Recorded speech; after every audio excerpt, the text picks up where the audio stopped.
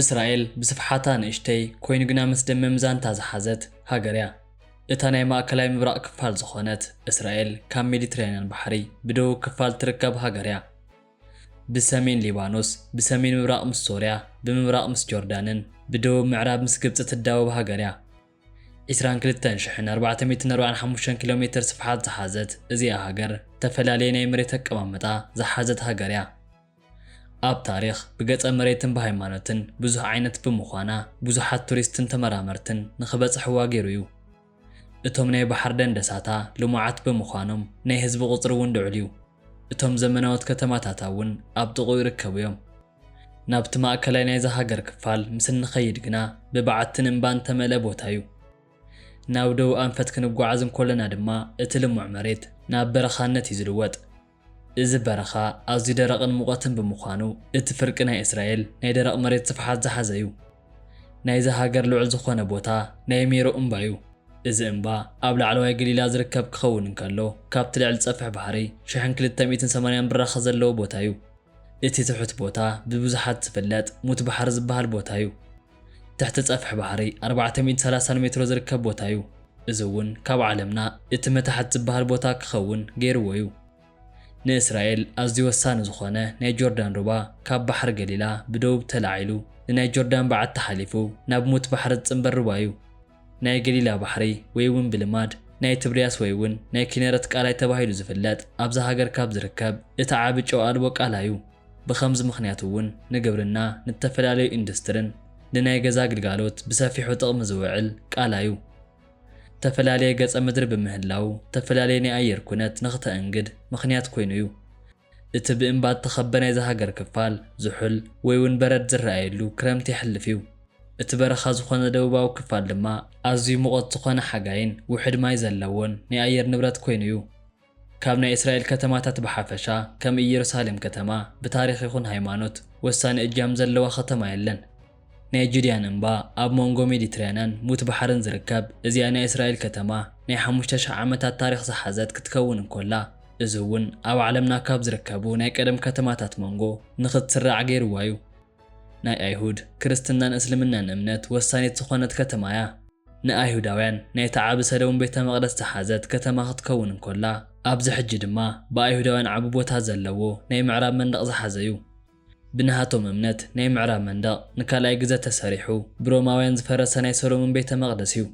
ንናይ ክርስትና እምነት ሰዓብቲ ድማ ንክርስትና መበገሲ ዝኾነ ኢየሱስ ክርስቶስ ተሰቕለሉ ዝሞተሉን ተቐብረሉን ኣብ ሳልሳይ መዓልቲ እውን ካብ ሙታን ተላዕለሉ ቦታ እዩ።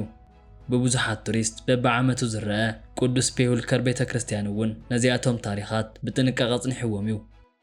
ንናይ እስልምና እምነት ሰዓብቲ ድማ ኢየሩሳሌም ናይ ኣልኣክሳ መስጊድን ደም ኦፍ ዘ ሮክ መበገሲት ክትከውን እንከላ እዚ ቦታ ነብይ መሓመድ ናብ ጀነት ዝዓረገሉ ቦታ ከም ዝኾነ ይሕበር እዩ። እዚኣ ናይ ጥንቲ ኢየሩሳሌም ከተማ ኣብ 4 ቀንዲ ክፍልታት ትምቀል ኮይና እዚ እውን ናይ ኣይሁድ መንበሪት፣ ናይ ክርስትያናውያን መንበሪት፣ ናይ ሙስሊም መንበሪትን ናይ ኣርመናውያን መንበሪት ተባሂላ ትኽፈል እያ። እዚአን ክፍለ ከተማታት እውን ናይ ርእሰን ዝኾነ ናይ ህንፃ መዋቕር፣ ናይ መነባብሮ ሜላን ታሪኽን ዝሓዙ እዮም። ናይ ኣይሁዳውያን መንበሪ ኣብ ምዕራብ መንደቕ ዙርያ ክኸውን እንከሎ ናይ ክርስትያናውያን ክፍለ ከተማ ድማ ናይ ቅዱስ ፔሁልከር ቤተ ክርስቲያንን ካልኦት ቤተ ክርስቲያንን ዝሓዘ እዩ። ናይ ሙስሊም ክፍለ ከተማ ድማ ሃራም አልሻሂፍ ማለት እውን ናይ ኣልኣክሳን ደም ኦፍ ዘ ሮክ መቦቀል ቦታ ዝሓዘ እዩ። ናይ ኣርመንያ ክፍለ ከተማ ካብቶም ካልኦት ቦታታት ጸጥታ ዝዓሰላን ናይ ኣርመንያ ታሪኽ ዝሓዘትን እያ። ካብቲ ናይ ሃይማኖት መቦቀል ብተወሳኺ ኢየሩሳሌም ናይ እስራኤል ቀንዲ ከተማ ክትከውን እንከላ ናይ እስራኤል መንግስቲ እውን መቐመጢኡ ኣብዚኣ ከተማ ገይሩ እዩ። ዓበይቲ ናይ ምርምር ትካላት፣ ሙዚየማትን ዩኒቨርሲታትን እውን ይርከብዋ እዮም።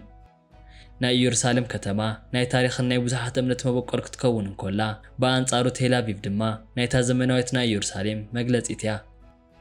ኣብ 1909 ዓ.ም ተመስረተት እዚኣ ከተማ ካብታ ጥንታዊት ዝኾነት ጃፋይ ናይ ወደብ ከተማ ብምብራቕ እትርከብ ከተማ እያ። ቴል ኣቪቭ ናይዚ ሃገር ካልእቲ ዓባይ ከተማን ናይ ኢኮኖሚ ሕምብርትን ዝኾነት ከተማ እያ። ቴል ኣቪቭ በቶም ኣዝዮም ተፈለጥቲ ዝኾኑ ናይ ባሕሪ ደንደሳትን ናይ ምሸት ክለባትን ትፍለጥ ክትከውን እንከላ ዘይትድቅስ ከተማ ተባሂላ እውን ትጽዋዕ እያ። ብዙሓት ሬስቶራንት፣ ካፌታትን ክለባትን ኣብ ምሸት ዕሙራት እዮም። እስራኤል ናይ ቴክኖሎጂ ከተማ ክትከውን እንከላ ኣዝዮም ብዙሓት ዝኾኑ ናይ ቴክኖሎጂ ማእከላት ዝሓዘት እያ። ንናይ ኣሜሪካ ሲሊኮን ቫሊ ዝውክል ሲለን ዋዲ ኣብዚኣ ከተማ ይርከብ እዩ። ብናይ ህንፃ ገጽ እውን ቴል ኣቪቭ ጻዕዳ እትበሃል ከተማ ክትከውን እንከላ እዚ ሰፈር ኣብ 1930ታት ብናይ ባህዋ ስታይል ዝተሃንጸ 4000 ህንፃ ውሽጣ ብምሓዝ ኣብ ዩኔስኮ ክምዝገብ ዝኸኣለ ሰፈር እዩ። ካብ እተፈላለዩ ቦታ ዝመጹ ስደተኛታት እውን እስራኤል ብዙሕ ባህሊ ንክህልዋ ገይሮም እዮም።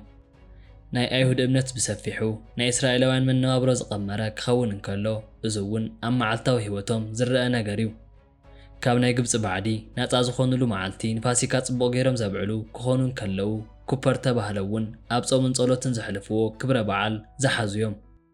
ሃንኩን ወይ እውን ናይ ብርሃኑ ፌስቲቫል ዝበሃል ድማ እቲ መበል ካልኣይ ናይ ሰሎሞን ቤተ መቕደስ ተሃንጸሉ ብምዝካር ዝኽበር በዓል እዩ። ናይታ ቅድስቲ ክብርቲ ሰንበት መዓልቲ እውን በብግዝኡ ዘኽብሩ ክኾኑ እንከለዉ እዚ እውን ዓርቢ ፀሓይ ካብ እትዓርብ ክሳብ ቀዳም ፀሓይ ትዓርብ ዝኽበር እዩ።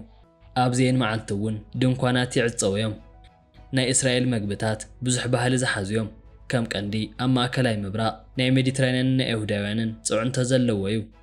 ፈላፈል፣ ሃሙስ፣ ሻክሹካን፣ ሻቢችን እቶም ቀንዲ ተጸራሕቲ እዮም።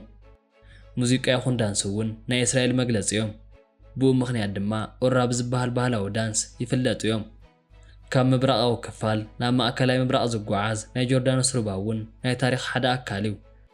ካብ ሊባኖስ እምባ ዝበገስ እዚ ሩባ ን250 ኪሎ ሜትር ዝሽፍን ክኸውን እንከሎ ናይ እስራኤል፣ ናይ ጆርዳንን ናይ ፍልስጤምን ዶብ ከም ቀንዲ ዝሓዘ እዩ።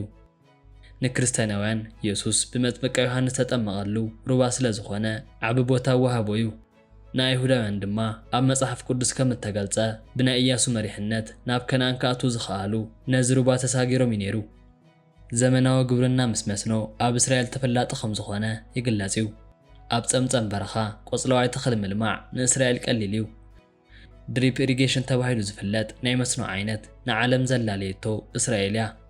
ብቐጢን ቱቦ ምኽንያት ማይ ናብ ተኽሊ ዝጓዓዘሉ መገዲ እዩ።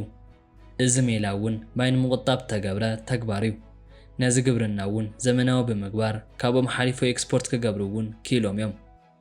እቲ ካልእ ኣብ መንጎ እስራኤልን ጆርዳንን ዶብ ዝርከብ ናይ ሙት ባሕሪ ኣብ እስራኤል ካብ ዝርከቡ መስደመምቲ ናይ ተፈጥሮ ሃብቲ እቲ ሓደ እዩ። ሙት ባሕሪ ካብ ናይ ውቅያኖስ ማይ 10 እጥፍ ዝኣክል ጨው ኣብ ውሽጡ ከም ዘለዎ ሕበር እዩ። ኣብዚ ቃላይ እውን ፈጺምካ ከም ዘይትጠልቕ ይግለጽ እዩ። ናይ ጥዕና ጸገም ዘጋጥሞም ሰባት ድማ ከም መድሓኒት ኮይኑ ይገልግል እዩ። ኣብዚ ሕጂ ሙት ባሕሪ ስፍሓቱና ነከየ ከም ዘለውን ተገሊጹ እዩ። እዚኣ ዘመናዊት እስራኤል ከም ሃገር ካብ እትምስረት ሓደ ክፍለ ዘመን እውን ኣይመለትን ኮይኑ ግን ኣብ ዓለምና ዓቢ ጽዑንቶ ካብ ዝፈጥራ ሃገራት ኣብ ቅድሚት ትጽራሕ ሃገር እያ። ብርግጽ እዚኣ ናይ ጥንቲ እስራኤል ነዊሕ ግዜ ከም ዘቑፀረት ኣብ መጽሓፍ ቅዱስ ተገሊጹ እዩ። ካብ ናይ ግብፂ ባርያነት ቀፂሉ እውን ብናይ ሙሳ ምኽንያት ናይ እስራኤልን ናይ ኣይሁድ ስርወ መንግስቲ ኣብ ናይ ኣይሁድ ታሪኽ ዓቢ ቦታ ዝሓዙ እዮም። ናይ ንጉስ ሰሎሞን ቤተ መቕደስ ህንፀት ኣብ እስራኤል ዓቢ ቦታ እኳ እንተነበሮ ናይ ባቢሎናውያን ውድቀትን እቲ ናይ ፈለማ ቤተ መቕደስ ምፍራስን ድሕሪ ተመሊሱ ምህናፁ ብሮማውያን ክፈርስ ምኽኣሉ ኣይሁዳውያን ናብ በቢቦትኡ ክስደዱ ምኽንያት ኮይኑ እዩ። ኣብ 20 ክፍለ ዘመን ብናይ ቴድሮ ሄዘል መሪሕነት ተላዒሉ ዝነበረ ናይ ጽዮናውያን ምንቅስቓስ ኣብ 1948 ዓመተ ምህረት ንተመስረተት እስራኤል መበገሲ ኮይኑ እዩ። እስራኤል ብውትድርና ብቴክኖሎጂን ብኢኮኖምን ኣብ ላዕሊ እትርከብ ሃገር እኳ እንተኾነት እቲ ዘላትሉ ናይ ፖለቲካ ዘይምህዳእ ካብኣ ሓሊፉ ንዓለም መስግኢ ኮይኑ እዩ። እስራኤል ጥንታውነትን ምስ ዘመናውነት ብሓንሳብ ዘጣመረት ሃገር እያ።